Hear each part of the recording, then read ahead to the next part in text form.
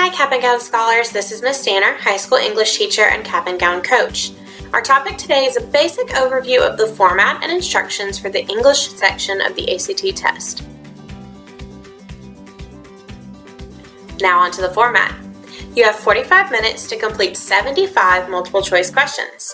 This is the very first section, so I usually test fresh, but can still be feeling those testing nerves.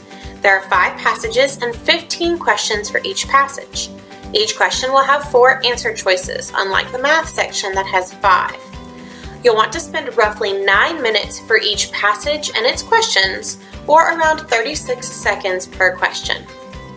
Unlike the reading section where there are specific categories of passages, the English section has many different types and topics of passages.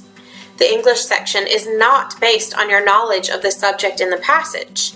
This means all questions can be answered based on the information provided in the passage and your knowledge of common grammar rules. There are 3 categories of questions: production of writing, knowledge of language, conventions of standard English, grammar, usage, and punctuation. For production of writing, you have 22 to 24 questions. Knowledge of language, 11 to 13 questions.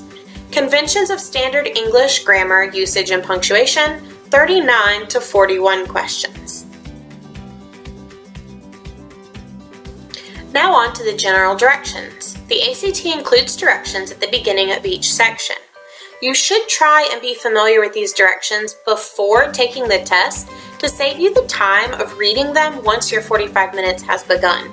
You'll note that several times in the instructions it says, quote, choose the best answer, end quote, not choose the correct or right answer.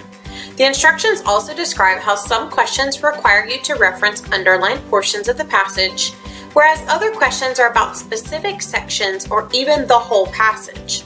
These questions are identified by a number by itself or in a box. The instructions also state that some questions require you to read several sentences beyond, this can mean before or after, to determine the best answer. If you're familiar with these instructions, you can save that time and it can be applied to your reading and answering of the test questions. In our next video, we'll go into more depth of the 3 types of English questions. Thanks for tuning in.